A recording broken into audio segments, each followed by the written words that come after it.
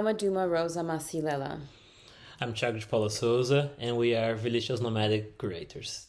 It's our pleasure to share some thoughts on the activist and writer Audre Lorde and read two excerpts from her essential collection of essays and speeches, Sister Outsider, Essays and Speeches, which is in the collection of the Openbare Bibliotheek in Middelburg. We would like to take a few minutes before reading the excerpts to you and to introduce you to Audre Lorde and provide a little information about our role as curators of Villicious Nomadic program and Lorde's importance within our work. Lorde was an American writer, poet, feminist, and activist. She was born in 1934 and passed away in 1992. She was a self-described black, lesbian, mother, warrior, poet. She dedicated herself to confronting and addressing the injustice of racism, sexism, classism, and homophobia. Her poems and prose largely deal with issues related to civil rights, feminism, and her shared experience of being a lesbian woman, also with illness and disability and the exploration of black female identity. Audre Lorde's devotion to creating international feminist political networks of camaraderie reflects the core concerns of the Villicious Nomadic program, which we, as the curators from 2022 and 2023, articulate around the question, how do we learn to love each other while we are embattled on so many fronts? This question is borrowed from Audre Lorde, who penned it in 1984 in a journal entry written while she was living in Berlin, teaching seminars and battling with cancer. During this time, she asked a litany of incisive existential questions about finding meaning in the face of uncertainty, despair, and psychic and physical vulnerability. In the Nomadic program, we are asking related questions of how does one teach or share? How does one survive? How does one empower others? How does one fight? How does one repair? How does one nourish? All of which serve as the core foundations of this nomadic program and which inform the artistic practices that we have been in conversation with over the past 2 years. Sister Outside, Essays and Speeches was originally published in 1984, and it holds 15 essays and speeches dating from 1976 to 1984. In these writings, she explores the complexities of intersectional identity and writes against systemic oppression, offering perspectives which encourage action, coalition building, and embracing difference as vehicles for change and hope. The essays within this collection are taught extensively and are an important contribution to critical social theory. These essays have also been reprinted many, many times in many different collections.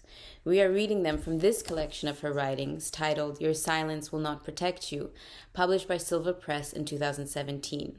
However, the essays we have chosen are the same as those you will find in your copy of Sister Outsider in your library. First, I will read from a core text, The Transformation of Silence into Language.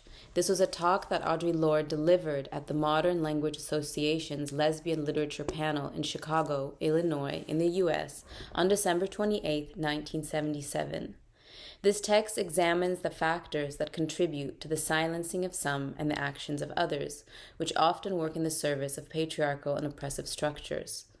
Lorde stridently argues against the dangers of remaining silent and urges those who are listening and reading of the importance and power of articulating one's own voice and transforming it into action, especially by those groups and communities who have been oppressed and marginalized.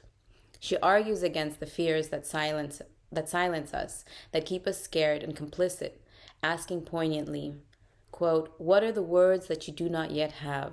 What do you need to say? What are the tyrannies you swallow day by day and attempt to make your own until you will sicken and die of them, still in silence?" And now I will begin reading from The Transformation of Silence into Language. Each of us is here now because in one way or another we share a commitment to language and to the power of language and to the reclaiming of that language which has been made to work against us. In the transformation of silence into language and action, it is vitally necessary for each of us to establish or examine her function in that transformation and to recognize her role as vital within that transformation. For those of us who write, it is necessary to scrutinize not only the truth of what we speak, but the truth of that language by which we speak it. For others, it is to share and spread also those words that are meaningful to us. But primarily for us all, it is necessary to teach by living and speaking those truths which we believe and know beyond understanding. Because in this way alone we can survive, by taking part in a process of life that is creative and continuing, that is growth. And it is never without fear of visibility, of the harsh light of scrutiny and perhaps judgment, of pain, of death, but we have lived through all of those already, in silence, except death. And I remind myself all the time now that if I were to have been born mute or had maintained an oath of silence my whole life long for safety, I would still have suffered and I would still die. It is very good for establishing perspective. And where the words of women are crying to be heard, we must each of us recognize our responsibility to seek those words out, to read them and share them and examine them in their pertinence to our lives. That we not hide behind the mockeries of separations that have been imposed upon us and which so often we accept as our own. For instance, I can't possibly teach Black women's writing. Their experience is so different from mine. Yet, how many years have you spent teaching Plato and Shakespeare and Proust? Or another, she's a white woman, and what could she possibly have to say to me? Or she's a lesbian, what would my husband say? Or my chairman? Or again, this woman writes of her sons, and I have no children. And all the other endless ways in which we rob ourselves of ourselves and each other. We can learn to work and speak when we are afraid in the same way we have learned to work and speak when we are tired. For we have been socialized to respect fear more than our own needs for language and definition. And while we wait in silence for that final luxury of fearlessness, the weight of that silence will choke us. The fact that we are here and that I speak these words is an attempt to break that silence and bridge some of those differences between us. For it is not difference which immobilizes us, but silence. And there are so many silences to be broken.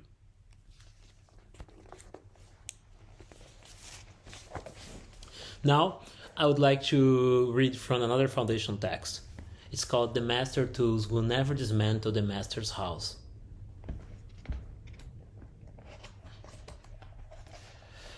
This text was developed from comments at the Personal and Political panel at the Second Sex Conference on September 29 in 1979 in New York. Lorde comments how practices of exclusion, absence, and silence are also being reproduced within feminist theory, within several other spaces where knowledge is shared and produced, discrediting divergent practices of feminism. She calls for a transformation of the use of power between women and colleagues. One that is not based on the same epistemic violence and in which there's space for cultivation of difference.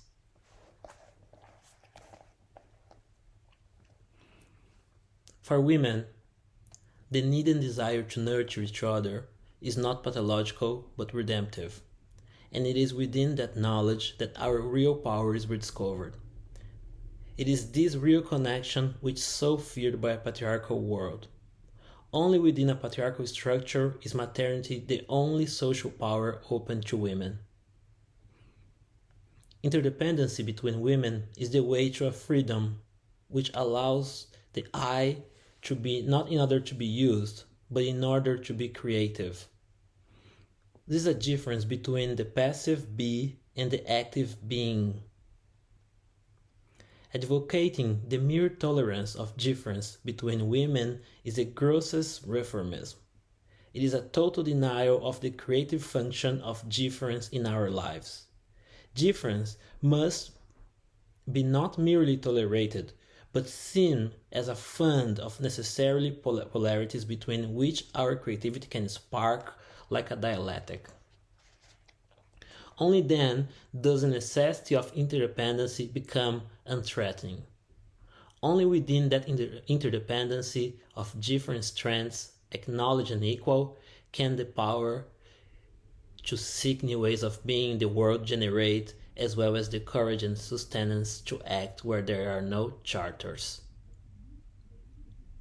Within the interdependence of mutual, non-dominant differences lies that security which enables us to descend into the chaos of knowledge and return with true visions of our future, along with the concomitant power to effect those changes which can bring that future into being. Differences is that raw and powerful connection from which our personal power is forged. As women, we have been taught either to ignore our differences or to view them as causes for separation and suspicion rather than as forces for change. Without community, there is no liberation, only the most vulnerable and temporary armistice between an individual and her oppression. But community must not mean a shielding of our differences, nor the pathetic pretense that these differences do not exist.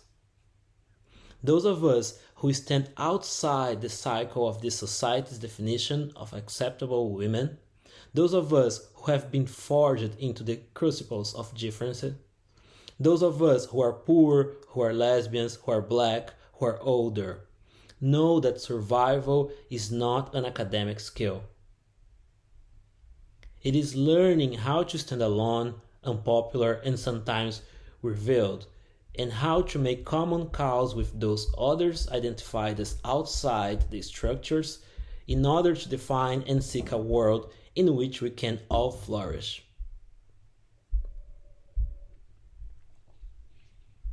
It is learning how to take our differences and make them strengths, for the master tools will never dismantle the master's house.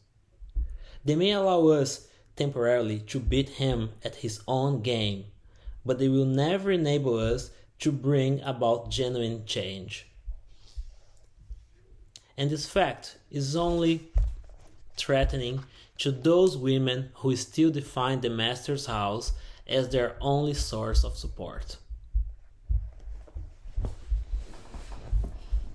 Thanks. We hope that you've appreciated this short introduction to the work of Audre Lorde, and that this encourages you to explore her important work and contributions further. We also hope that you'll come to visit Felicia's Center for Contemporary Art to explore their exciting programming and to check out some of the nomadic programming on Felicia's website. Thank you. Bye. Africa.